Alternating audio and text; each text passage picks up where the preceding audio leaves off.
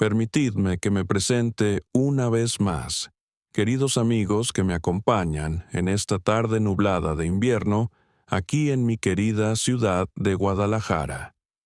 Mi nombre es Salvador Ramírez, pero todos en el barrio me conocen como Don Salvador, un hombre de 75 años cumplidos que ha caminado por los senderos empedrados y polvorientos de esta vida durante décadas enteras, acumulando experiencias que van desde los días luminosos y esperanzadores de la juventud hasta estas sombras largas y reflexivas de la vejez que ahora envuelven mis días como una manta familiar, pero a veces pesada. Siéntense conmigo en esta mesa virtual que he preparado especialmente para ustedes. Tomen asiento en estas sillas imaginarias que he dispuesto con tanto cariño.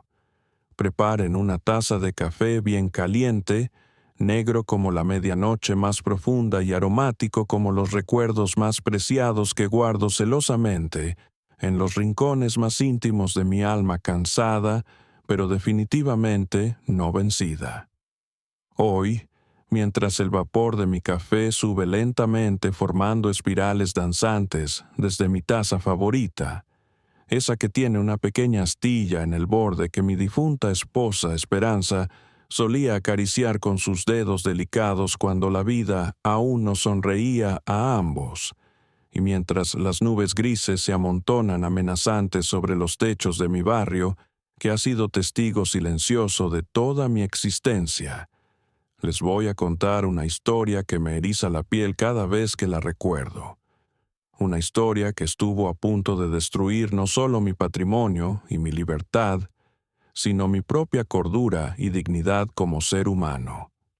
No es un cuento inventado para pasar el rato en una tarde aburrida.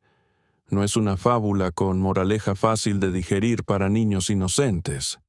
Es la cruda y descarnada realidad de lo que me sucedió hace apenas 2 años, cuando mis propios hijos, la sangre de mi sangre, la carne de mi carne, esos niños que una vez acuné entre mis brazos mientras les cantaba canciones de cuna bajo la luz plateada de la luna llena, decidieron que su padre se había vuelto senil y que necesitaba ser internado en un hospital psiquiátrico, no por amor o preocupación genuina por mi bienestar, sino por la codicia más vil y despreciable que puedan imaginar. Pero escuchen con toda la atención que puedan reunir. Abran bien sus oídos y preparen sus corazones para una montaña rusa emocional, porque en esta vida tan llena de sorpresas inesperadas y giros dramáticos, a veces la víctima aparentemente más indefensa resulta ser más astuta y preparada de lo que sus verdugos jamás imaginaron. Los malvados de esta historia, mis propios hijos, subestimaron gravemente la inteligencia y la astucia de este viejo que había sobrevivido a revoluciones, crisis económicas, guerras familiares y toda clase de adversidades durante más de 7 décadas de existencia en este mundo complejo y a menudo cruel.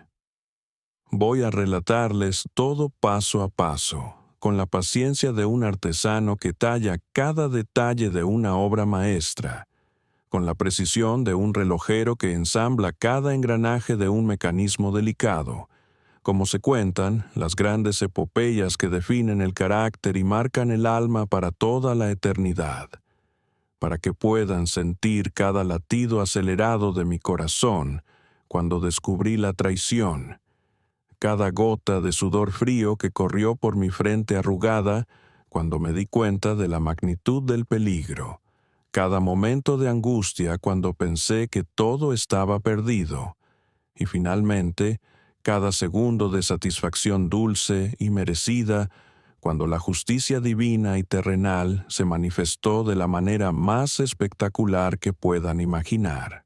Y al final de este relato extenso y detallado, cuando hayamos recorrido juntos cada curva del camino, cada obstáculo en el sendero de mi particular calvario personal, verán con sus propios ojos cómo un hombre como yo al que quisieron hacer pasar por loco senil e incapacitado mentalmente. Logró desenmascarar el complot más elaborado y malévolo que familia alguna haya tejido contra su propio patriarca, y cómo la codicia desmedida y la traición familiar recibieron el castigo que merecían. Prepárense, queridos amigos, abróchense los cinturones de sus almas y mentes, porque esta no es una historia que se pueda contar en unos cuantos párrafos apresurados.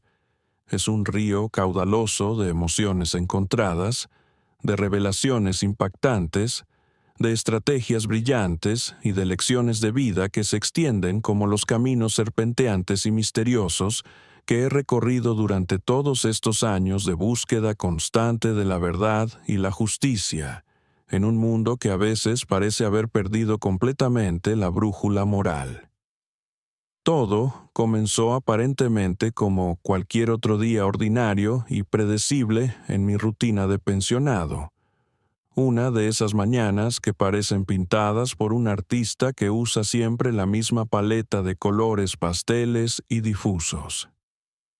Era una mañana de marzo, con el sol primaveral asomándose tímidamente entre las nubes que se deslizaban perezosas sobre los techos de teja roja de mi barrio humilde pero digno, un barrio que me había visto nacer, crecer, amar, trabajar, sufrir, triunfar y envejecer a lo largo de más de 7 décadas de existencia ininterrumpida en el mismo lugar.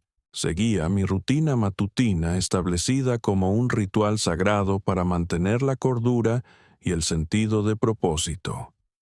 Me levantaba religiosamente al amanecer, cuando el primer rayo de sol dorado tocaba la ventana de mi recámara y las primeras aves del barrio comenzaban su concierto matutino. Preparaba mi café en la antigua cafetera de aluminio que había pertenecido a mi padre y a mi abuelo antes que él. Un artefacto oxidado y abollado pero fiel como un perro guardián que borboteaba y silbaba la misma melodía familiar todas las mañanas desde hacía décadas incontables. Mi casa, esa construcción sólida y modesta de ladrillos rojos que yo mismo había levantado piedra por piedra, con estas manos que ahora temblaban ligeramente, pero que una vez fueron tan fuertes como el acero templado, era mucho más que 4 paredes y un techo. Era mi santuario personal, mi fortaleza inexpugnable contra las tempestades emocionales y materiales de la existencia, el repositorio físico de una vida entera de recuerdos, sueños, alegrías y tristezas que se habían acumulado como capas geológicas a lo largo de los años. Cada rincón de esa casa guardaba ecos preciosos e irreemplazables. Las risas cristalinas de mis hijos cuando eran pequeños y jugaban en el patio bajo la sombra del gran árbol de mango que Esperanza había plantado con tanto amor durante nuestros primeros años de matrimonio.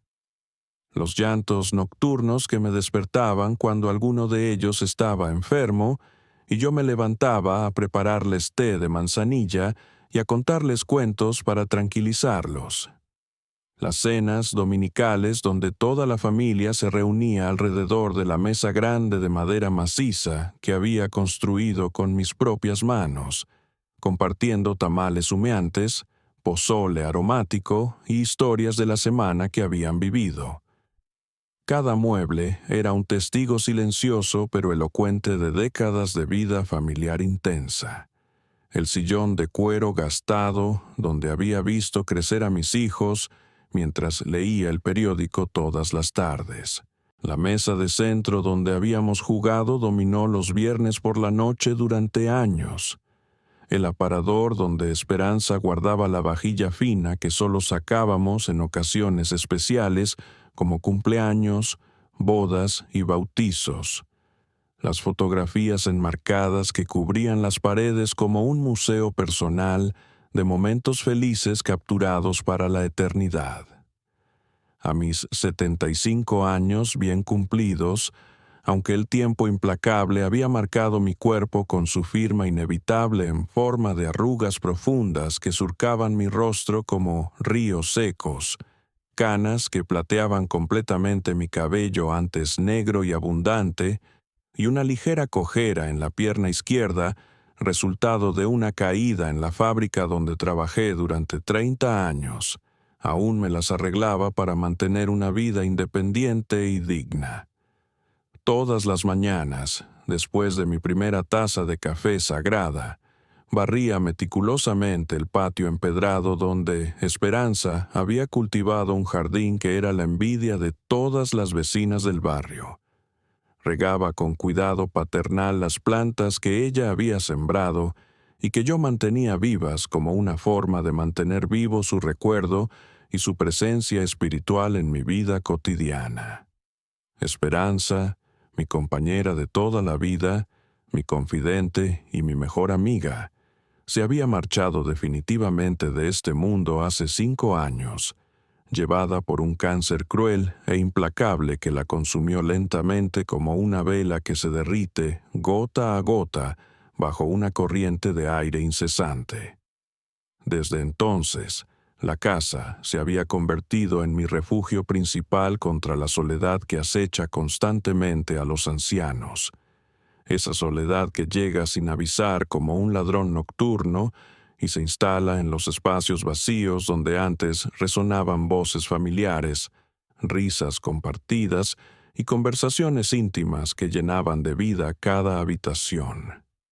Pero yo había aprendido a vivir con su ausencia física, sin perder la conexión emocional y espiritual que habíamos forjado durante 45 años de matrimonio. Regar sus plantas cada mañana era como tener una conversación silenciosa con su alma. Cocinar sus recetas favoritas. Los domingos era una manera de mantenerla presente en la mesa familiar. Dormir en el lado derecho de la cama matrimonial, dejando vacío el lado izquierdo donde ella solía acurrucarse, era mi forma de respetar su memoria y mantener viva la esperanza de reencontrarla algún día en la eternidad. Mis 4 hijos, frutos preciosos de nuestro amor y testimonio viviente de nuestros sacrificios compartidos, habían volado del nido familiar años atrás, como corresponde en el orden natural de las cosas, para establecer sus propias vidas, construir sus propias familias y crear sus propios hogares en diferentes partes de la ciudad y del país. Roberto, el mayor, de 48 años, había establecido su residencia en la zona norte de Guadalajara, donde trabajaba como ingeniero en una empresa constructora que edificaba condominios de lujo para familias adineradas. Había logrado una posición económica envidiable. Vivía en una casa espaciosa con jardín y alberca, manejaba un automóvil último modelo y había educado a sus 3 hijos en escuelas privadas prestigiosas que garantizaban un futuro próspero. Carmen, mi única hija mujer, de 45 años, había echado raíces en la Ciudad de México, esa megalópolis monstruosa de concreto y acero, donde había forjado una carrera exitosa como contadora pública en una firma internacional de auditoría. Vivía en un departamento elegante en una de las zonas más exclusivas de la capital. Ganaba un salario que superaba por mucho lo que yo había ganado en toda mi vida de trabajo. Viajaba frecuentemente por negocios a ciudades como Nueva York, Londres y Tokio, y había adoptado un estilo de vida cosmopolita y sofisticado que a veces me costaba reconocer en la niña sencilla que había crecido correteando descalza por el patio de nuestra casa humilde. Alejandro, el tercero de mis hijos, de 42 años, había migrado a Monterrey, donde administraba una cadena de restaurantes familiares especializados en comida tradicional mexicana. Su negocio prosperaba gracias a su habilidad para combinar la autenticidad culinaria con técnicas modernas de mercadeo y administración empresarial. Había logrado expandir la cadena a 5 sucursales en diferentes centros comerciales de la ciudad. Empleaba a más de 50 personas y gozaba de una reputación sólida en el competitivo mundo de la industria restaurantera del norte del país.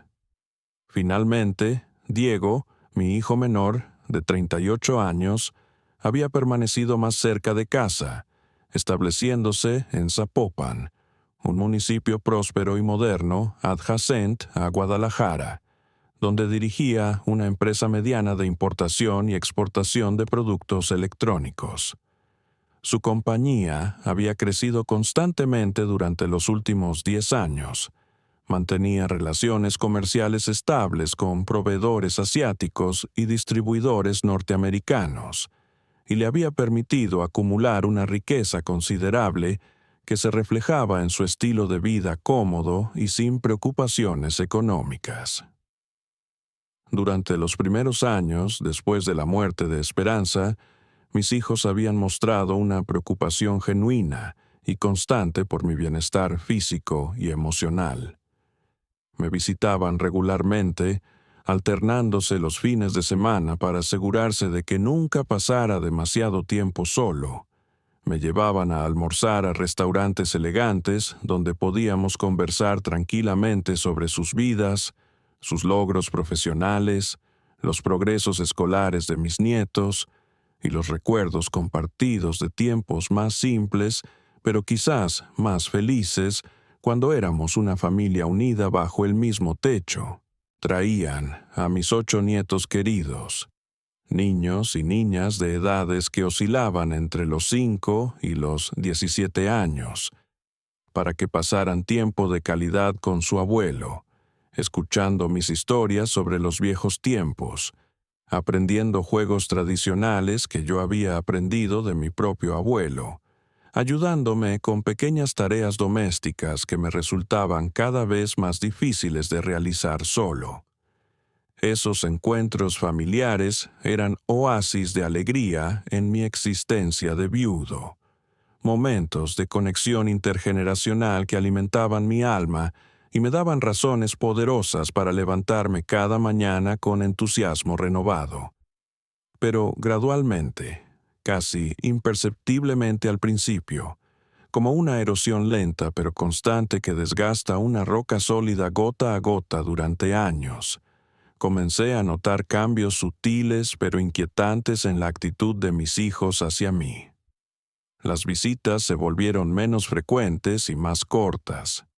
Las conversaciones telefónicas se acortaron y se centraron cada vez más en aspectos prácticos como mi salud física, mis necesidades materiales básicas, y menos en intercambios emocionales profundos o charlas familiares relajadas sobre la vida en general. Cuando llegaban de visita, parecían más impacientes y distraídos, consultando constantemente sus teléfonos móviles, respondiendo correos electrónicos urgentes, atendiendo llamadas de trabajo que, aparentemente, no podían postergar ni siquiera durante el tiempo dedicado a su padre anciano.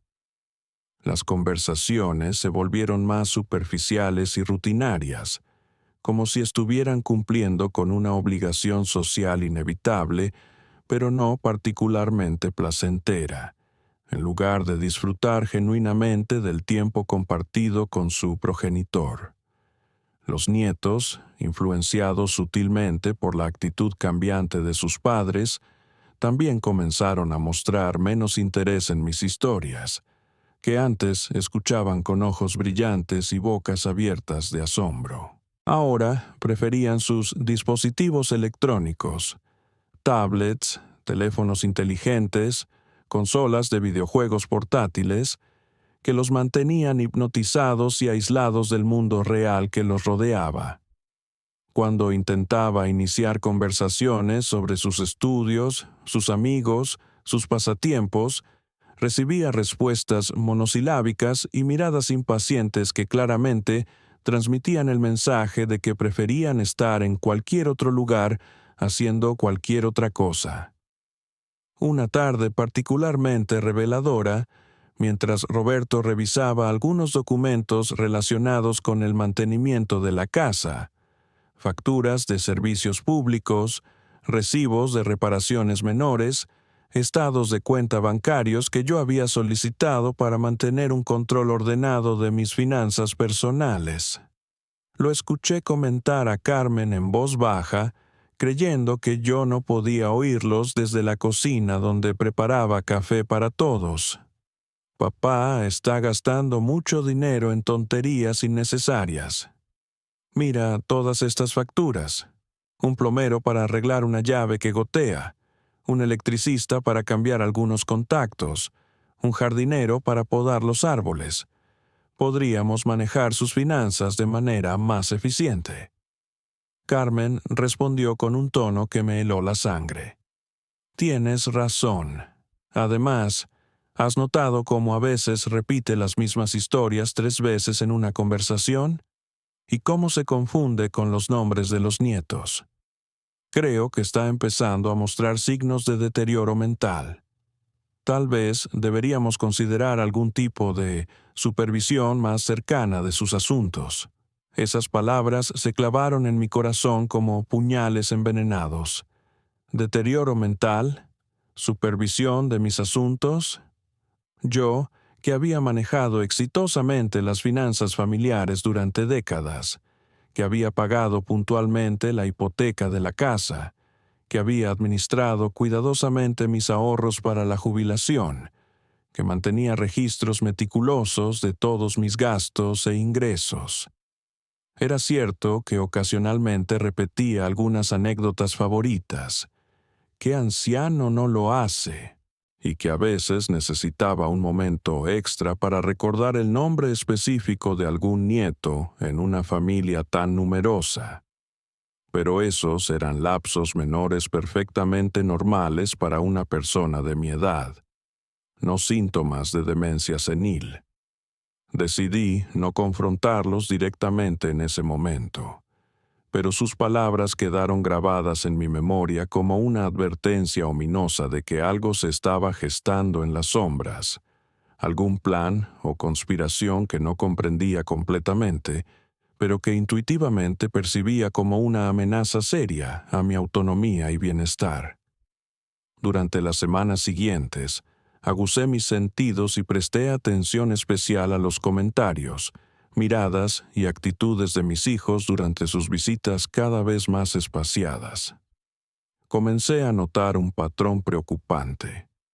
Conversaciones susurradas que se interrumpían abruptamente cuando yo aparecía, intercambios de miradas significativas cuando yo cometía errores menores como olvidar dónde había puesto mis lentes de lectura o confundir la fecha del día.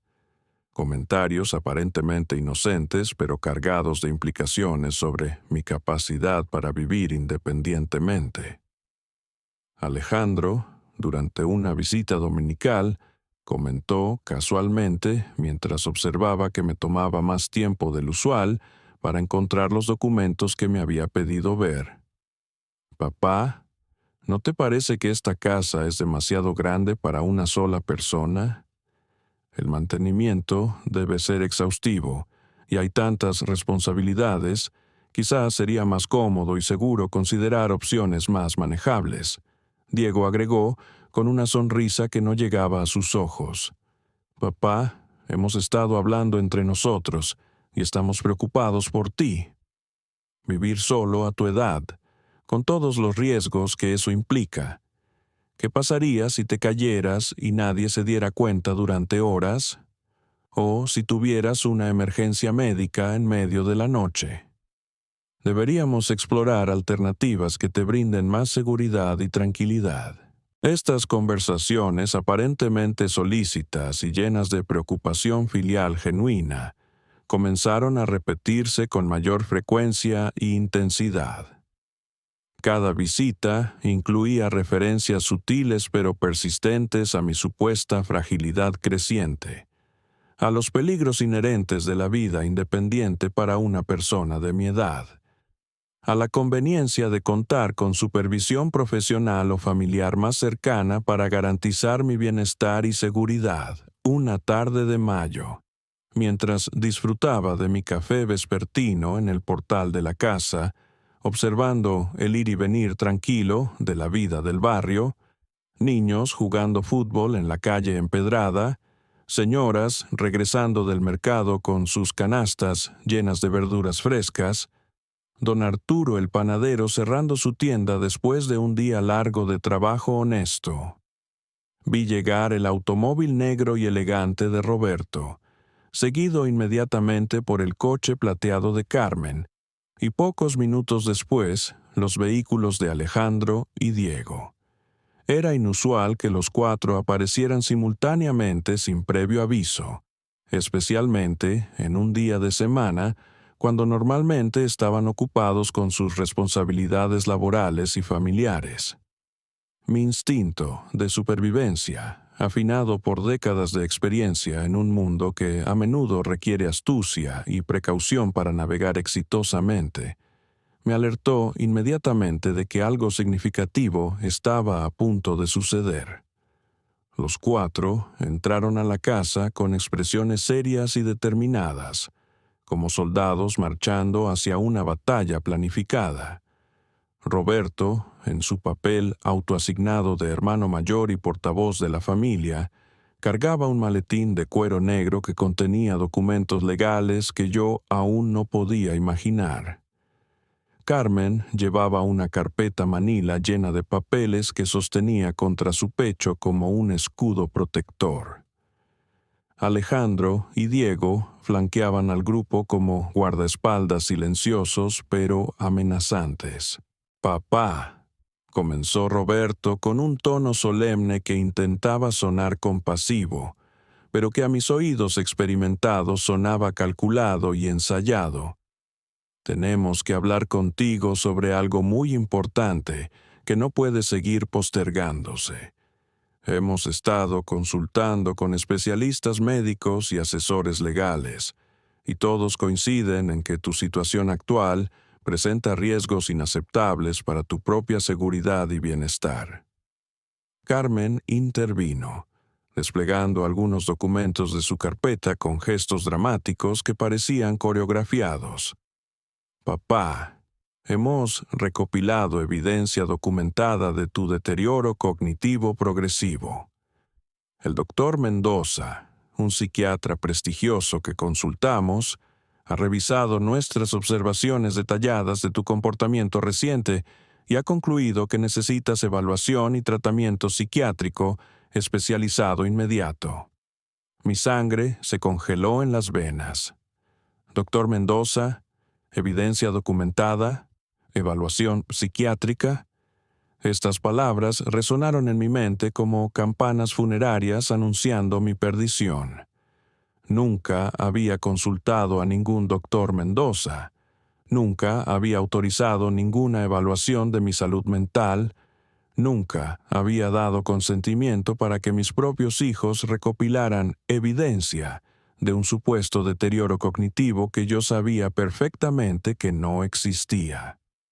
«Esperen un momento», logré articular con una voz que sonaba extrañamente calmada, a pesar del pánico que comenzaba a apoderarse de mi sistema nervioso. «¿De qué están hablando exactamente? ¿Qué doctor? ¿Qué evidencia? Nunca he consultado a ningún psiquiatra, y no entiendo de dónde sacan que tengo problemas mentales». Alejandro se adelantó, sacando de su chaqueta una grabadora digital pequeña que comenzó a reproducir conversaciones que reconocí como fragmentos de visitas familiares recientes, pero editados y presentados fuera de contexto, de manera que mis comentarios normales y conversaciones casuales sonaban como las divagaciones incoherentes de una persona con demencia senil. Mi voz repitiendo la misma anécdota sobre mi época en la fábrica, pero sin el contexto de que la había contado a nietos diferentes en ocasiones separadas. Mis preguntas sobre el bienestar de nietos específicos, pero presentadas como si fuera incapaz de recordar sus nombres o existencia. Mis comentarios sobre gastos domésticos, pero editados para que sonaran como obsesiones irracionales con dinero. «Papá», dijo Diego con una expresión que combinaba falsa tristeza con determinación implacable. «Sabemos que esto es difícil de aceptar, pero no podemos seguir ignorando la realidad. Tu mente ya no funciona como antes. Olvidas conversaciones que tuvimos hace 5 minutos. Repites las mismas preguntas una y otra vez. Te confundes con fechas y nombres, gastas dinero en cosas innecesarias y caprichosas. Es peligroso para ti y preocupante para nosotros». Carmen añadió, desplegando más documentos que parecían oficiales e intimidantes. «Hemos consultado también con un abogado especializado en derecho familiar y protección de adultos mayores.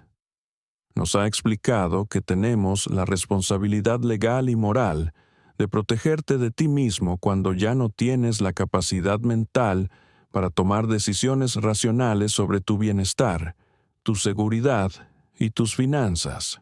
Roberto abrió su maletín y extrajo un documento legal grueso que me extendió con manos que temblaban ligeramente, ya sea por nerviosismo o por la adrenalina de ejecutar un plan largamente meditado. «Papá, esto es una orden de internamiento psiquiátrico voluntario para evaluación y tratamiento.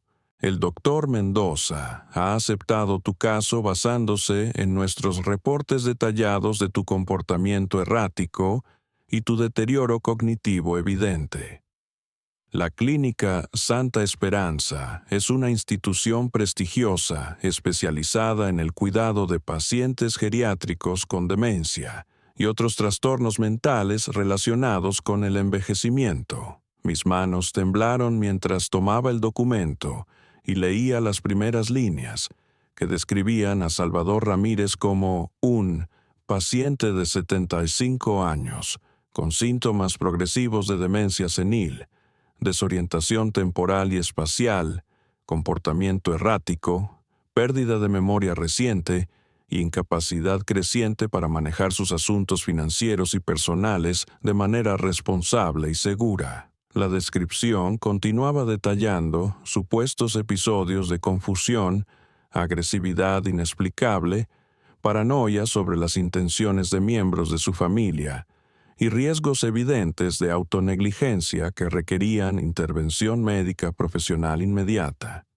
Cada palabra de esa descripción falsa me golpeó como un martillazo en el alma. Nunca había mostrado comportamiento errático. Mis rutinas diarias eran ordenadas y consistentes. No sufría desorientación temporal ni espacial. Sabía perfectamente qué día era, dónde me encontraba, y podía navegar por mi ciudad con la misma precisión de siempre. Mi memoria funcionaba perfectamente para todo lo importante. Podía recordar fechas, nombres, eventos y conversaciones con claridad cristalina. En cuanto a manejar mis asuntos financieros, había administrado exitosamente mi dinero durante décadas sin ningún problema significativo. Pero lo más aterrador de todo era darme cuenta de que mis propios hijos habían invertido tiempo, energía y recursos considerables en construir esta narrativa falsa sobre mi supuesta incapacidad mental. Habían recopilado evidencia manipulada. Habían consultado con profesionales que aparentemente estaban dispuestos a emitir diagnósticos sin siquiera examinarme personalmente. Habían preparado documentos legales complejos y habían coordinado esta intervención familiar como si fuera una operación militar diseñada para neutralizar una amenaza. «No voy a firmar esto», declaré con una firmeza que me sorprendió a mí mismo, devolviendo el documento a Roberto. «No estoy loco, no tengo demencia y no necesito ningún tratamiento psiquiátrico.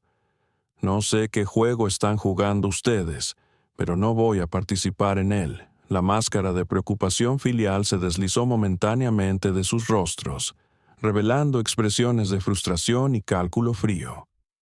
Carmen intercambió una mirada rápida con Roberto, como si estuvieran comunicándose telepáticamente sobre el siguiente paso en su estrategia preplanificada.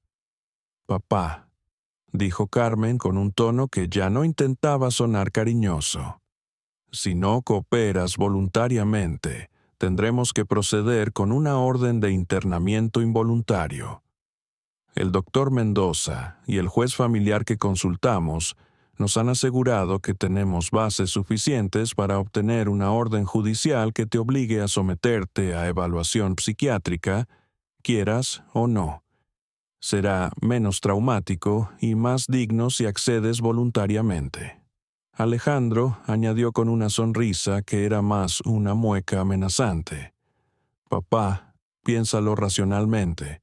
Si realmente tienes la capacidad mental que afirmas tener, entonces una evaluación profesional lo confirmará y podrás regresar a casa sin problemas. Pero si te niegas, eso mismo se interpreta como un síntoma de paranoia y negación típicos de pacientes con demencia. Es una situación sin salida para ti». Diego completó el cerco psicológico. «Además, papá, ya no puedes manejar esta casa tan grande solo. Los gastos de mantenimiento son excesivos, hay riesgos de seguridad constantes, y francamente, el valor de la propiedad se está desperdiciando. Mientras estés en tratamiento, nosotros nos encargaremos de administrar tus bienes de manera más eficiente y responsable. Es por tu propio bien». Ahí estaba. Finalmente, habían mostrado sus cartas verdaderas. No se trataba de preocupación por mi bienestar mental o físico, se trataba de dinero, de propiedades, de herencia que querían controlar antes de que yo muriera naturalmente. Mi casa, mis ahorros, mis inversiones, mi pensión, todo lo que había acumulado durante una vida entera de trabajo honesto y sacrificios, era lo que realmente les interesaba. En ese momento, la claridad mental que habían cuestionado se manifestó con una intensidad casi sobrenatural. Pude ver toda la situación con una perspectiva que abarcaba no solo el presente inmediato, sino las implicaciones a largo plazo de lo que estaba sucediendo. Si permitía que me internaran en una institución psiquiátrica, aunque fuera temporalmente, establecerían un precedente legal que podrían usar para demostrar mi incapacidad mental. Desde adentro de un hospital psiquiátrico, mi capacidad para defenderme legalmente quedaría gravemente comprometida. Mis hijos obtendrían poder legal sobre mis asuntos financieros y personales, y yo me convertiría en un prisionero de mi propia familia. Entiendo perfectamente lo que está sucediendo aquí, dije con una calma que no sabía que poseía, levantándome lentamente de mi silla y mirando a cada uno de mis hijos directamente a los ojos, uno por uno, como un general inspeccionando tropas que han resultado ser traidoras. Esto no tiene nada que ver con mi salud mental y todo que ver con mi dinero. Creen que pueden declararme incompetente, apoderarse de mis bienes, e internado en alguna institución donde no pueda interferir con sus planes. Roberto intentó protestar. «Papá, eso es exactamente el tipo de pensamiento paranoico que confirma que necesitas ayuda profesional. Nadie quiere tu dinero. Solo queremos que estés seguro y bien cuidado». «Mentira», respondí con una fuerza que me sorprendió. Si realmente estuvieran preocupados por mi bienestar, habrían hablado conmigo abiertamente sobre sus preocupaciones. Habrían buscado maneras de apoyarme mientras mantengo mi independencia. Habrían consultado conmigo antes de planear mi vida por mí. En lugar de eso, han conspirado a mis espaldas, han fabricado evidencia falsa, han manipulado profesionales médicos y legales, y ahora me presentan un ultimátum: internarme voluntariamente o ser forzado contra mi voluntad. Carmen se puso de pie abruptamente, con los documentos arrugados en sus manos. «Suficiente. Papá, obviamente no estás en condiciones de tomar decisiones racionales. Procederemos con la orden judicial. En 3 días, oficiales judiciales vendrán a escoltarte al hospital psiquiátrico para evaluación obligatoria. Usa ese tiempo para preparar las cosas que quieras llevar contigo. Los 4 se dirigieron hacia la puerta con movimientos sincronizados y determinados, como soldados retirándose después de entregar un ultimátum a una ciudad sitiada. Antes de salir, Roberto se volvió hacia mí con una expresión que intentaba ser amenazante, pero que a mis ojos solo parecía patética. Papá, por tu propio bien, espero que reconsideres tu posición. Esto va a suceder de una manera o de otra. Puedes hacer que sea fácil o difícil, pero va a suceder. La puerta se cerró detrás de ellos con un sonido que resonó como un disparo en el silencio súbito de mi casa. Me quedé de pie en medio de la sala, rodeado por los ecos de décadas de risas familiares que ahora parecían burlarse de mí desde las paredes, intentando procesar completamente la magnitud de la traición que acababa de presenciar. Mis propios hijos, a quienes había criado con amor incondicional, a quienes había dado todo lo que tenía y más de lo que podía permitirme, a quienes había apoyado incondicionalmente en cada etapa de sus vidas, estaban dispuestos a declararme loco y encarcelarme en una institución psiquiátrica para apoderarse de mi dinero. Era una traición tan profunda y malévola que durante varios minutos no pude siquiera articular pensamientos coherentes. Pero entonces, gradualmente, mi mente comenzó a funcionar con la claridad y precisión de una máquina bien calibrada. Si mis hijos habían subestimado mi capacidad mental, estaban a punto de descubrir exactamente cuán equivocados estaban. Si querían jugar un juego de estrategia y manipulación, les iba a demostrar que habían elegido al oponente equivocado. Durante las siguientes horas, desarrollé un plan que requería cada onza de astucia, experiencia y determinación que había acumulado durante más de 7 décadas de vida. Primero, necesitaba documentar todo lo que había sucedido mientras los detalles estaban frescos en mi memoria. Saqué mi máquina de escribir, vieja pero confiable. Sí, todavía mantengo una máquina de escribir manual, porque, a diferencia de las computadoras modernas, nunca se rompe ni pierde información. Y comencé a escribir un reporte detallado de la visita de mis hijos, citando conversaciones palabra por palabra, describiendo sus expresiones y comportamientos, y documentando cada aspecto de su supuesta conspiración. Segundo, necesitaba evidencia de mi competencia mental. Llamé al doctor García, mi médico personal de confianza durante más de 20 años, y solicité una cita urgente para evaluación neurológica y psicológica completa.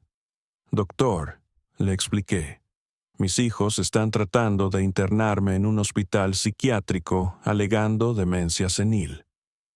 Necesito documentación médica oficial que demuestre mi competencia mental completa. El doctor García, que me conocía mejor que mis propios hijos después de décadas de consultas regulares, parecía genuinamente indignado. Don Salvador, eso es absurdo. Usted está mental y físicamente competente para su edad. Sus funciones cognitivas son normales. Su memoria es excelente. Y su capacidad de razonamiento es superior al promedio, incluso para personas mucho más jóvenes. Por supuesto que le haré todos los exámenes necesarios para documentar oficialmente su estado mental.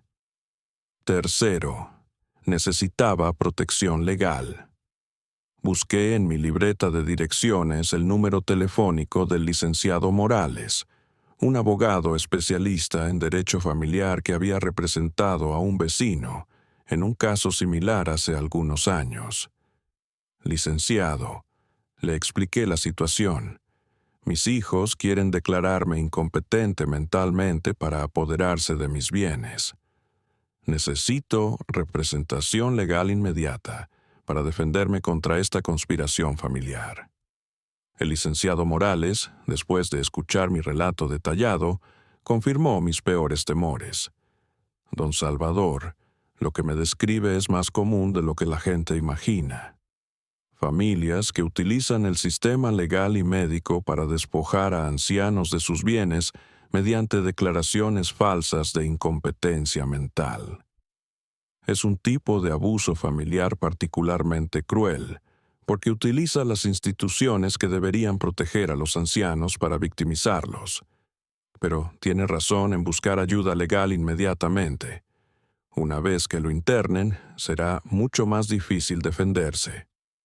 Cuarto, necesitaba evidencia de la conspiración de mis hijos.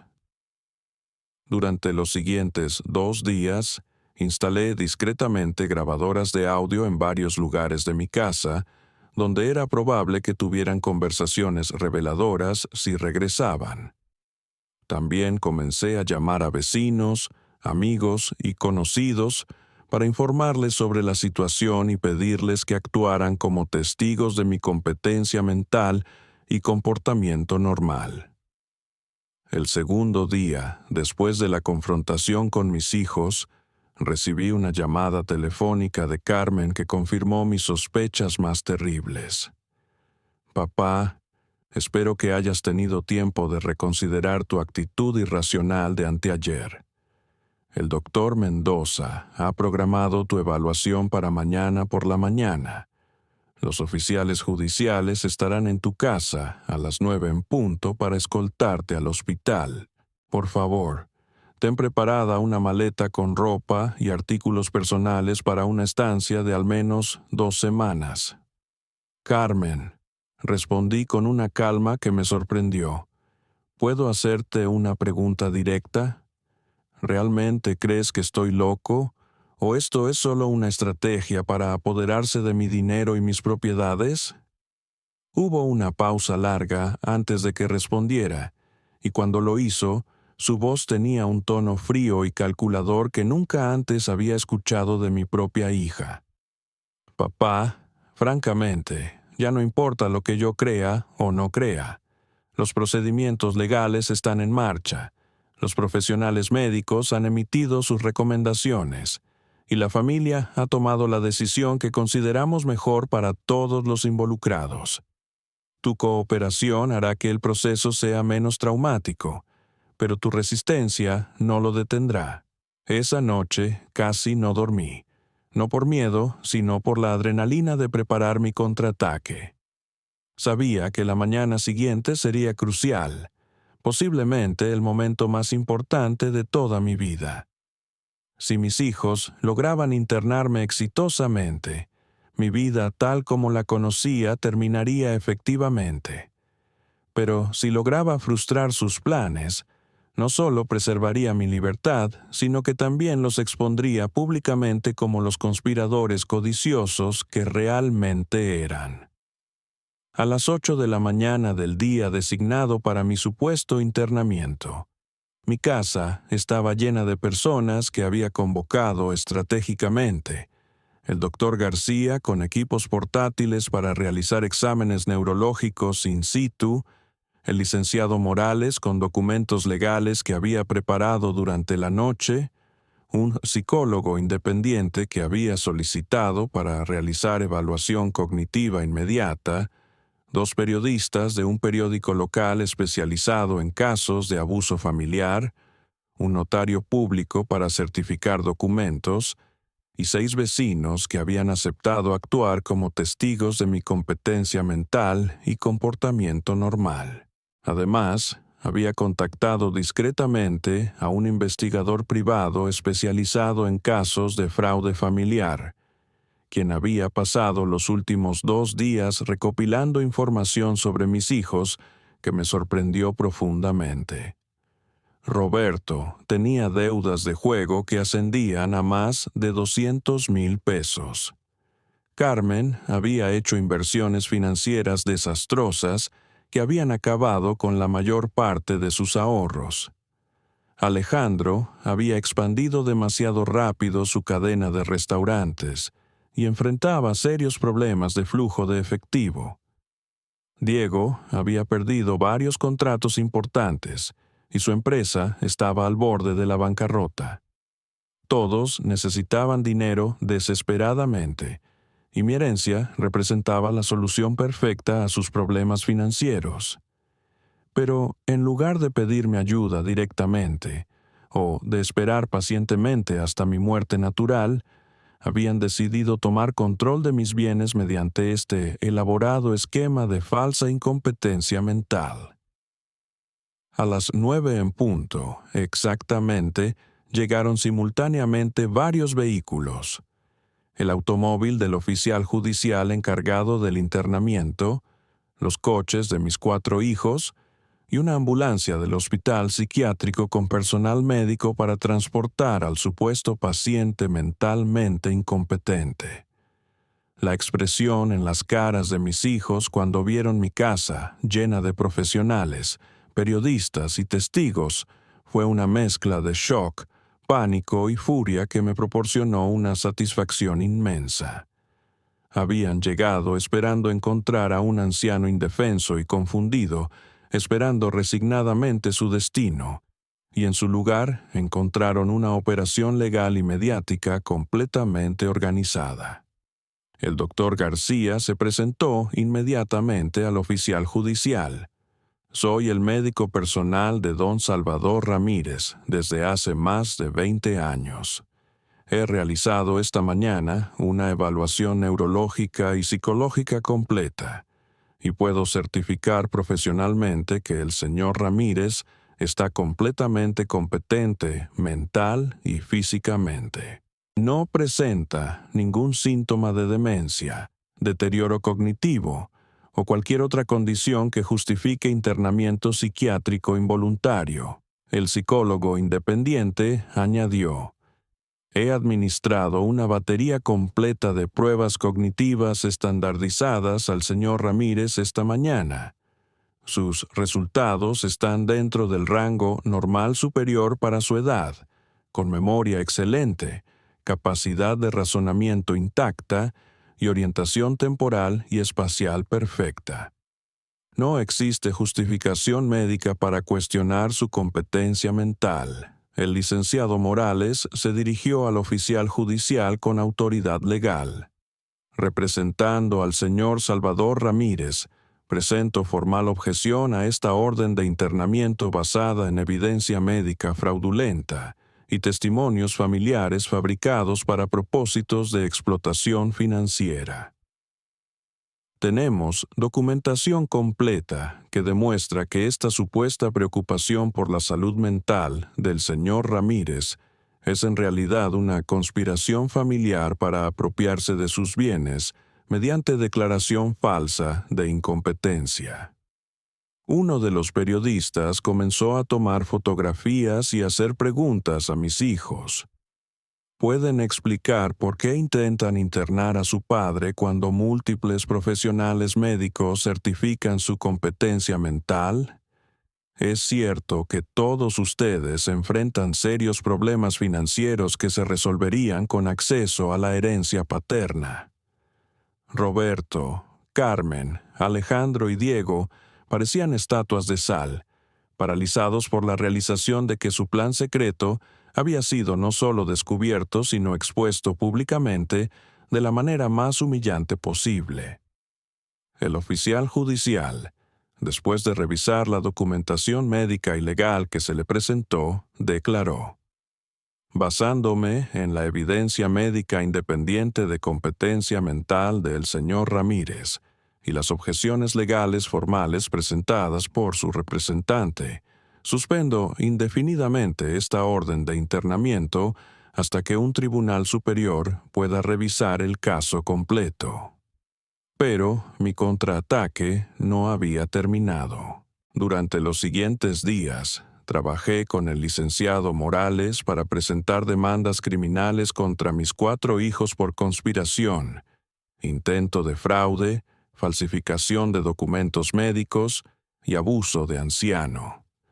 también demandé civilmente por daños emocionales, difamación y costos legales. La investigación policial reveló que el supuesto Dr. Mendoza era en realidad un médico jubilado con antecedentes de mala práctica que había aceptado dinero para firmar evaluaciones psiquiátricas sin examinar pacientes. Los documentos oficiales que presentaron contenían firmas falsificadas y sellos médicos fraudulentos. Las grabaciones que habían editado para hacerme parecer confundido fueron sometidas a análisis forense que demostró la manipulación digital. El escándalo se convirtió en noticia de primera plana en varios periódicos locales. Hijos conspiran para robar herencia, declarando loco a padre competente. Anciano frustra, elaborado. Plan familiar para apropiarse de sus bienes. La codicia familiar. La codicia familiar.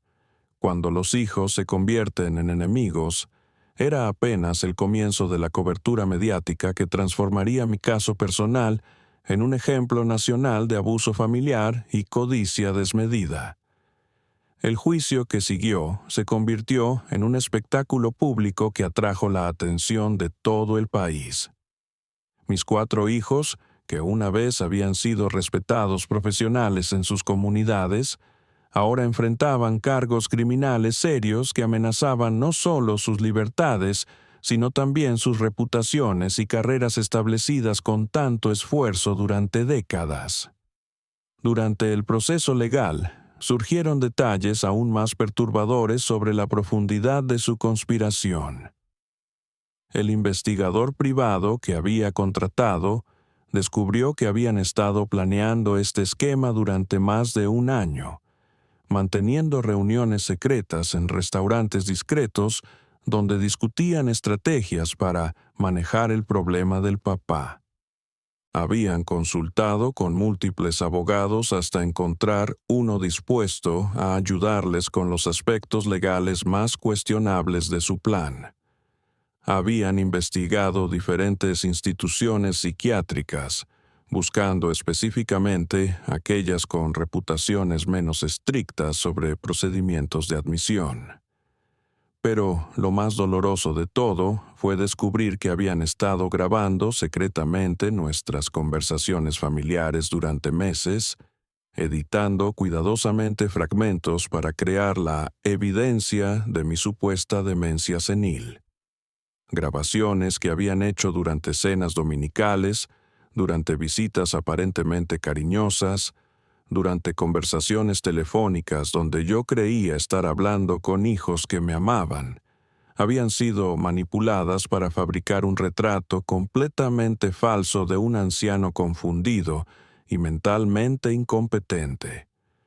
El proceso judicial reveló también que habían sobornado a empleados del hospital psiquiátrico para asegurar que una vez internado, mi tratamiento se extendería indefinidamente.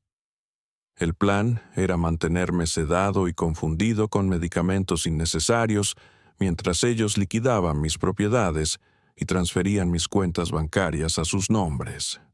Era un esquema tan elaborado y cruel que incluso el juez, un hombre experimentado que había visto toda clase de crímenes familiares, expresó su horror público por la frialdad calculada de la conspiración.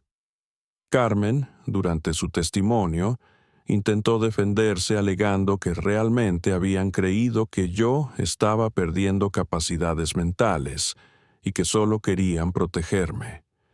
Pero cuando el licenciado Morales presentó grabaciones de conversaciones entre ella y Roberto, donde discutían específicamente cómo dividir mi herencia una vez que estuviera fuera del camino, su defensa se desmoronó completamente. En una de esas grabaciones se podía escuchar claramente a Carmen diciendo: «Una vez que el viejo esté encerrado, podremos vender la casa y dividir todo en partes iguales. Él nunca se enterará de nada si lo mantenemos bien medicado».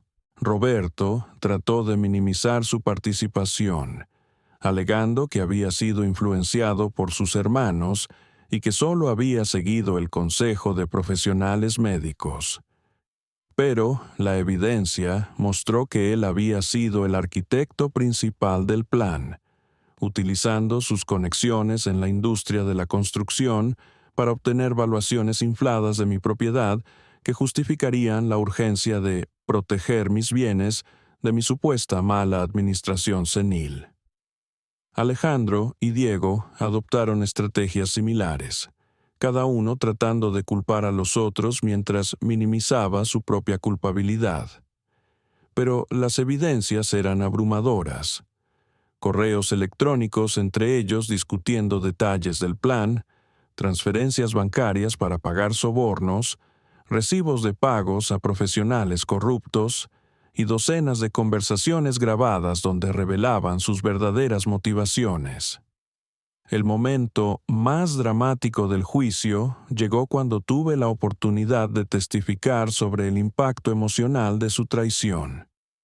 De pie en el estrado, mirando directamente a estos 4 adultos que una vez habían sido mis bebés queridos, hablé con una voz que permanecía firme a pesar del dolor que me desgarraba el alma. Señor juez, durante 75 años de vida, he enfrentado pobreza, guerra, enfermedad, la muerte de mi esposa amada y toda clase de adversidades que la existencia puede presentar a un hombre. Pero nunca, ni en mis peores pesadillas, imaginé que tendría que defenderme contra mis propios hijos, que intentarían robarme no solo mi dinero, sino mi libertad, mi dignidad y mi cordura misma. Estos 4 individuos que veo sentados ahí no son los niños que crié con amor infinito. Son extraños codiciosos que calcularon fríamente cómo destruir a su propio padre para beneficio económico personal. Continué, sintiendo cómo décadas de dolor contenido finalmente encontraban voz. Durante meses me hicieron dudar de mi propia mente. Cuando repetía una historia que había contado antes, me miraban con lástima fingida y susurraban entre ellos sobre mi deterioro. Cuando olvidaba un detalle menor, intercambiaban miradas significativas sobre mi demencia progresiva. Me hicieron sentir como si realmente estuviera perdiendo la razón, como si fuera una carga inútil para mi propia familia. Esa tortura psicológica fue más cruel que cualquier golpe físico que pudieran haberme dado. Pero lo más doloroso, concluí con lágrimas corriendo por mis mejillas arrugadas, es que perdí a mis hijos para siempre. Aunque este tribunal los declare culpables y los castigue apropiadamente, nunca podré recuperar la confianza, el amor, la conexión familiar que ellos destruyeron con su codicia.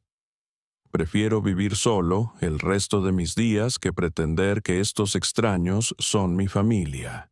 El veredicto final fue un triunfo completo de la justicia sobre la codicia familiar.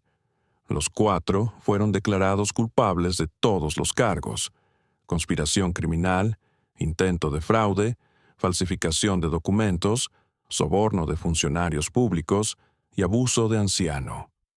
Roberto recibió la sentencia más severa: 5 años de prisión y restitución completa de todos los gastos legales y daños emocionales, que el juez fijó en 500,000 pesos. Carmen, Alejandro y Diego recibieron cada uno 4 años de prisión y restituciones de 300,000 pesos cada uno. Adicionalmente, el juez emitió órdenes de restricción permanentes que les prohibían contactarme directamente o acercarse a mi propiedad. Sus licencias profesionales fueron suspendidas, sus reputaciones quedaron arruinadas públicamente, y sus propias familias enfrentaron el escándalo y la vergüenza de tener criminales convictos como padres y esposos. Pero mi venganza no terminó con las sentencias judiciales. Durante el juicio, había decidido que si mis hijos estaban tan desesperados por recibir su herencia, les daría exactamente lo que merecían: nada. Trabajé con el licenciado Morales para redactar un testamento completamente nuevo que donaba la totalidad de mis bienes a organizaciones benéficas que protegen ancianos contra abuso familiar, con una cláusula específica que excluía permanentemente a mis 4 hijos de cualquier beneficio futuro. El testamento incluía una carta explicativa que sería leída públicamente después de mi muerte, detallando exactamente por qué había tomado esta decisión y sirviendo como advertencia para otras familias sobre las consecuencias de la codicia y la traición filial. Si mis hijos querían mi dinero tanto como para intentar declararme loco y encarcelarme, escribí en la carta, entonces pueden esperar hasta estar en sus propias tumbas para recibirlo, porque ni un centavo de lo que gané honestamente durante mi vida llegará jamás a sus manos codiciosas. Los meses que siguieron al juicio fueron un período de profunda reflexión y renovación personal. Mi casa, que había sido violada por la traición familiar, gradualmente se convirtió nuevamente en el santuario de paz que siempre había sido. Cambié todas las cerraduras, renové completamente la decoración para eliminar recuerdos dolorosos y comencé a llenarla nuevamente con vida y alegría. Vecinos que habían seguido el caso en los medios comenzaron a visitarme regularmente, no por lástima, sino por admiración hacia un anciano que había demostrado que la edad no equivale a indefensión. Don Arturo el panadero me traía pan fresco todas las mañanas y se quedaba a tomar café conmigo, compartiendo historias del barrio y brindándome la compañía genuina que mis propios hijos nunca habían ofrecido realmente. La señora Esperanza, mi vecina de toda la vida, se convirtió en una amiga cercana y confidente. Habíamos vivido vidas paralelas en el mismo barrio durante décadas, pero nunca habíamos tenido la oportunidad de conocernos realmente hasta que las circunstancias nos unieron. Descubrí que ella también había enfrentado desafíos familiares con hijos que la consideraban una carga, aunque afortunadamente nunca al extremo que yo había experimentado. Jóvenes del barrio comenzaron a visitarme para escuchar mis historias sobre los viejos tiempos, pero también para pedirme consejos sobre sus propias vidas y desafíos. Me convertí en una especie de abuelo adoptivo para docenas de niños y adolescentes cuyos propios abuelos habían muerto o vivían lejos. Estos jóvenes me dieron un propósito renovado y me recordaron que la sabiduría acumulada durante décadas de vida tenía valor real para las generaciones futuras. También comencé a trabajar voluntariamente con organizaciones que protegen a ancianos contra abuso familiar. Mi caso se había convertido en un ejemplo famoso de cómo los ancianos pueden defenderse efectivamente contra familiares explotadores, y frecuentemente me invitaban a hablar en conferencias, escribir artículos para revistas especializadas y asesorar a otros ancianos que enfrentaban situaciones similares. Una tarde, aproximadamente un año después del juicio, recibí una carta en prisión de Carmen. Era una carta larga, llena de disculpas que sonaban sinceras, pero que llegaban demasiado tarde para cambiar cualquier cosa fundamental.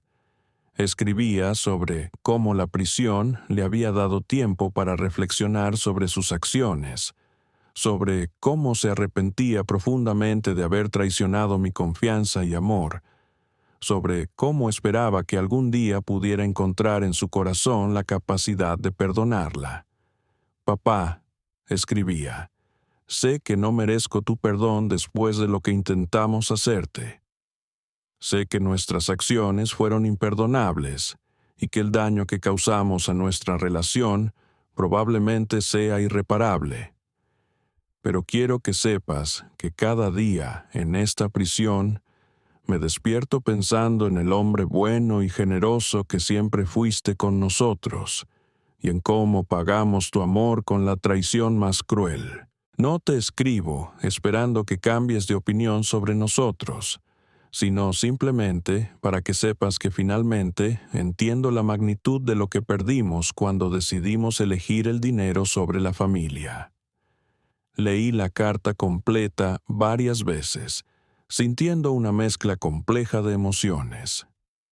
Parte de mí, la parte que siempre sería padre sin importar las circunstancias, sentía cierta compasión por el sufrimiento que expresaba, pero una parte más grande, la parte que había sido traicionada de la manera más fundamental posible, sabía que algunas acciones trascienden los límites del perdón, especialmente cuando fueron tan calculadas y sostenidas durante tanto tiempo. Decidí no responder la carta, no por crueldad, sino porque reconocí que cualquier respuesta, positiva o negativa, reabriría heridas que estaban comenzando a sanar y podría dar falsas esperanzas de reconciliación que simplemente no eran realistas ni saludables para ninguno de nosotros. Cartas similares llegaron de Roberto, Alejandro y Diego durante los siguientes meses. Todas seguían patrones similares: reconocimiento de culpabilidad, expresiones de arrepentimiento, súplicas de perdón y promesas de ser mejores hijos si se les daba una segunda oportunidad. Ninguna recibió respuesta de mi parte. En su lugar, dirigí mi energía hacia relaciones nuevas y genuinas.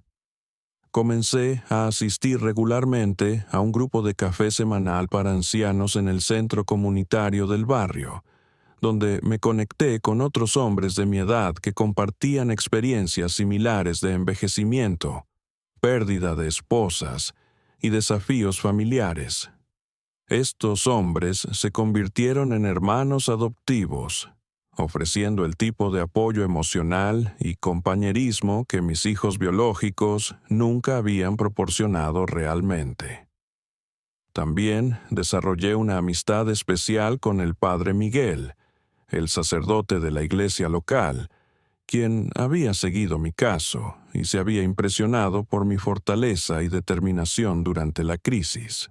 Aunque nunca había sido particularmente religioso, encontré consuelo en nuestras conversaciones sobre perdón, justicia y cómo encontrar paz interior después de traumas profundos. Don Salvador me dijo durante una de nuestras charlas en el jardín de la iglesia: lo que experimentó trasciende las traiciones ordinarias. Sus hijos no solo quisieron robarle dinero, quisieron robarle su identidad, su dignidad, su libertad misma. El perdón es una virtud cristiana, pero también hay límites bíblicos sobre cuánto abuso una persona debe tolerar, incluso de su propia familia. 2 años después del juicio, mi vida había encontrado un nuevo equilibrio que, paradójicamente, era más satisfactorio que la existencia que había llevado antes de la traición de mis hijos. Sin la tensión constante de relaciones familiares disfuncionales que había estado tolerando sin reconocerlo completamente, pude enfocarme en conexiones auténticas con personas que genuinamente valoraban mi compañía y respetaban mi autonomía. Mis nuevos nietos adoptivos, los jóvenes del barrio que habían comenzado a visitarme regularmente, me brindaban la alegría intergeneracional que había perdido cuando mis hijos biológicos me alejaron de mis nietos verdaderos. Estos jóvenes no me veían como una carga o como una fuente potencial de herencia. Simplemente disfrutaban de mis historias, valoraban mis consejos y apreciaban la estabilidad emocional que un abuelo sabio podía ofrecerles en un mundo cada vez más caótico y desconectado. María Elena, una niña de 8 años que vivía 3 casas más abajo, se convirtió en mi favorita especial. Venía todas las tardes después de la escuela para ayudarme a regar las plantas y escuchar cuentos sobre mi juventud. Su madre, una enfermera soltera que trabajaba turnos dobles para mantener a su familia, Estaba inicialmente preocupada de que su hija molestara al señor mayor, pero gradualmente se dio cuenta de que estos encuentros eran mutuamente beneficiosos. Don Salvador me dijo un día mientras preparaba café para nosotros después de que María Elena se fuera a casa: «No sabe cuánto significa para mí que alguien como usted pase tiempo con mi hija. Su propio abuelo murió antes de que ella naciera, y su padre, bueno, digamos que no es una presencia positiva en su vida. Usted le está dando algo que yo no puedo darle: la sabiduría y el cariño de un abuelo verdadero». Estas palabras me conmovieron profundamente, porque reconocí que María Elena y los otros jóvenes del barrio me estaban dando algo igualmente valioso: la oportunidad de ser el abuelo que siempre había querido ser, libre de las complicaciones, expectativas y manipulaciones que habían caracterizado mis relaciones con mis propios nietos biológicos. En el tercer aniversario del juicio, recibí una notificación legal informándome que Roberto había solicitado libertad condicional temprana por buen comportamiento en prisión. La notificación incluía la oportunidad de presentar una declaración de víctima que sería considerada durante la audiencia de libertad condicional. Decidí asistir personalmente a la audiencia, no para oponerme a la libertad condicional. Después de todo, él había cumplido la mayor parte de su sentencia y merecía la oportunidad de reconstruir su vida, sino para hacer una declaración final que estableciera claramente los límites permanentes de nuestra relación futura. La sala del tribunal estaba menos llena que durante el juicio original, pero varios periodistas habían venido para cubrir esta conclusión del caso que había capturado la atención pública años antes. Roberto, ahora notablemente más delgado y envejecido por sus años en prisión, me miró con una expresión que combinaba esperanza temerosa y arrepentimiento genuino. Cuando llegó mi turno de hablar, me levanté lentamente y me dirigí al micrófono con la misma dignidad que había mostrado durante todo este proceso. «Su señoría», comencé, «no me opongo a la libertad condicional del señor Roberto Ramírez. Ha cumplido su tiempo y merece la oportunidad de reconstruir su vida. Sin embargo, quiero que quede claramente establecido en el registro público que, aunque espero que pueda encontrar redención personal y paz interior, nuestra relación como padre e hijo terminó permanentemente el día que decidió conspirar para declararme loco y robar mi herencia». Continué, mirando directamente a Roberto mientras hablaba. «Durante los últimos 3 años, he construido una nueva familia compuesta por amigos genuinos, vecinos cariñosos y jóvenes del barrio que me ven como el abuelo que siempre quise ser. Esta nueva familia se basa en respeto mutuo, afecto sincero y confianza ganada, no en obligaciones biológicas o expectativas de herencia. Roberto Ramírez puede ser biológicamente mi hijo, pero ya no es parte de mi familia emocional o legal. Deseo para él una vida próspera y exitosa», concluí, «pero será una vida completamente separada de la mía. No buscaré venganza adicional, pero tampoco abriré mi puerta a intentos de reconciliación. Algunas traiciones son tan profundas que trascienden los límites del perdón familiar y la conspiración para destruir la mente, la libertad y la dignidad de su propio padre ciertamente califica como una de esas traiciones imperdonables. Roberto recibió su libertad condicional, pero con condiciones estrictas que incluían mantener distancia de mi hogar y no intentar contactarme directamente. Los otros 3 fueron liberados gradualmente durante los siguientes meses con restricciones similares. Ocasionalmente, a través de conocidos mutuos en el barrio, me enteraba de fragmentos de sus nuevas vidas.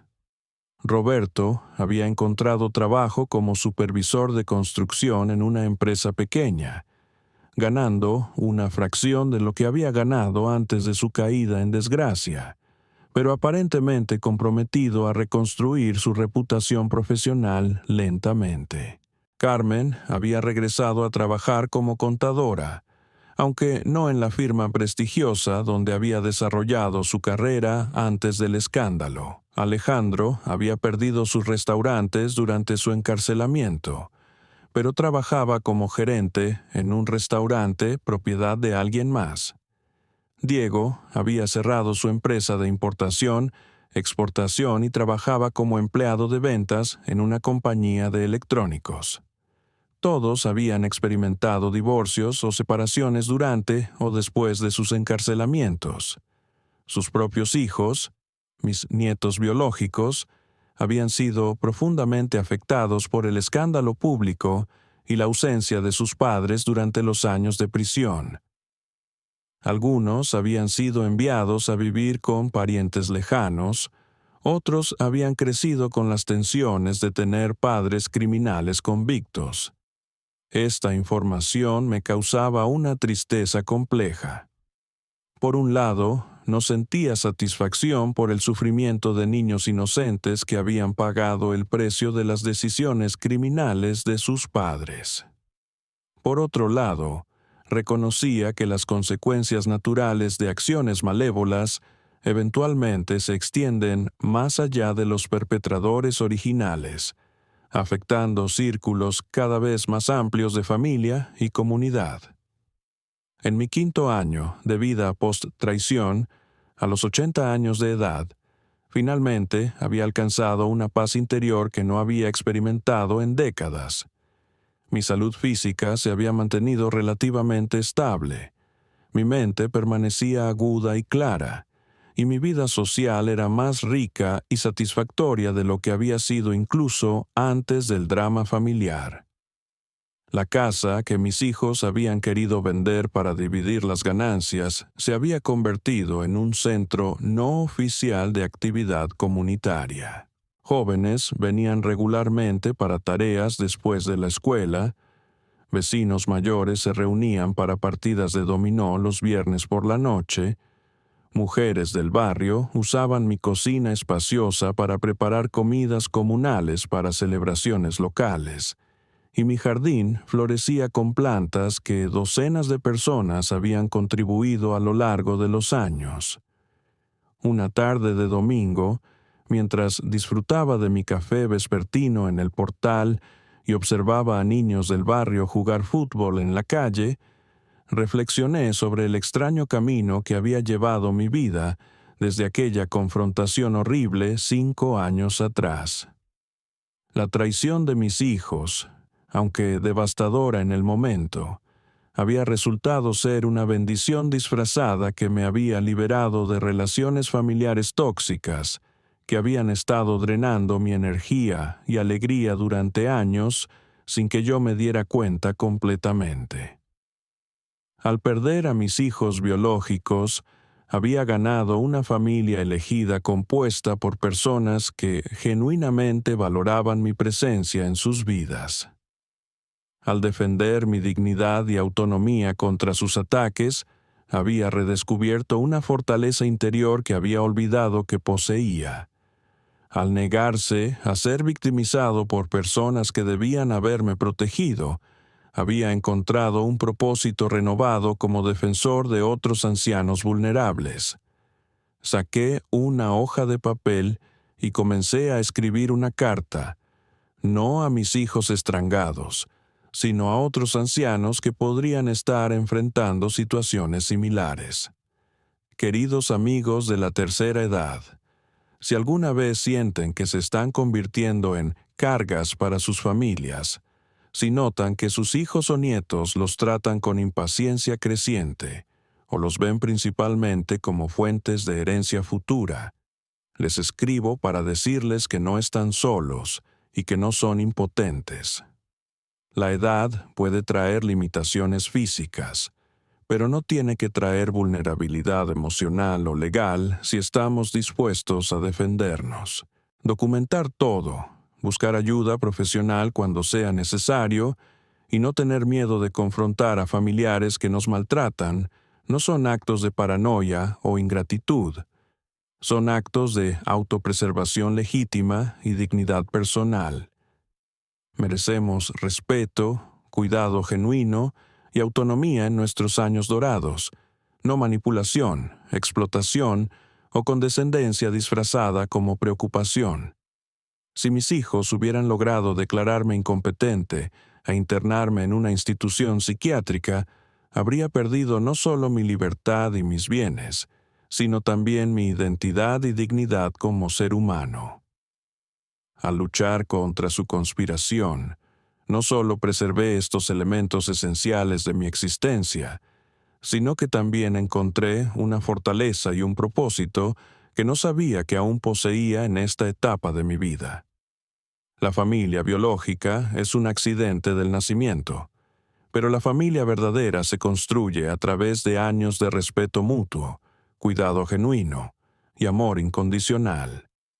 Si nuestros parientes biológicos no pueden o no quieren proporcionar estos elementos básicos de conexión familiar auténtica, tenemos el derecho y la responsabilidad de buscar y crear estas conexiones con personas que sí valorarán genuinamente nuestra presencia en sus vidas. Nunca es demasiado tarde para defender nuestra dignidad. Nunca somos demasiado viejos para reclamar nuestra autonomía. Y nunca estamos demasiado solos mientras tengamos el valor de buscar conexiones auténticas con seres humanos que nos respeten por quienes somos, no por lo que podemos darles cuando muramos. Terminé la carta con una satisfacción profunda, sabiendo que las lecciones aprendidas durante mi ordalia podrían ayudar a otros a evitar victimización similar o a defenderse efectivamente si enfrentaran traiciones familiares comparables. Ahora, queridos amigos que han tenido la paciencia y bondad de escuchar esta historia larga y compleja, mientras el sol se pone sobre Guadalajara y las primeras estrellas comienzan a aparecer en el cielo, que se oscurece gradualmente, termino mi café y me preparo para otra noche tranquila en mi hogar recuperado y mi vida renovada. Si esta historia les ha enseñado algo valioso, si les ha dado esperanza en sus propias luchas familiares, o si simplemente les ha entretenido durante estas horas que hemos pasado juntos, les pido que se suscriban a Historias de Café de Mateo, que den like a este video, que activen la campanita de notificaciones para no perderse futuras historias y que compartan mi experiencia con cualquier persona que pueda necesitar escuchar que la justicia todavía existe en este mundo, incluso para ancianos que otros consideran vulnerables e indefensos. Recuerden siempre, nunca somos demasiado viejos para luchar por nuestros derechos. Nunca somos demasiado débiles para defender nuestra dignidad. Y nunca estamos demasiado solos mientras tengamos el valor de buscar la justicia que merecemos y las conexiones auténticas que alimentan nuestras almas. La codicia puede corromper incluso los lazos familiares más sagrados, pero la verdad, la justicia y la dignidad personal son fuerzas más poderosas que cualquier conspiración motivada por dinero. Mis hijos creyeron que podrían destruir mi mente, robar mi libertad y apropiarse de mi herencia sin consecuencias. Descubrieron, demasiado tarde, que habían subestimado gravemente la inteligencia, la determinación y la resistencia de este viejo senil que decidió luchar en lugar de someterse. Hasta la próxima taza de café y la próxima historia de vida. Y que Dios los bendiga a todos con familias que los amen, los respeten y los valoren por quienes son, no por lo que poseen.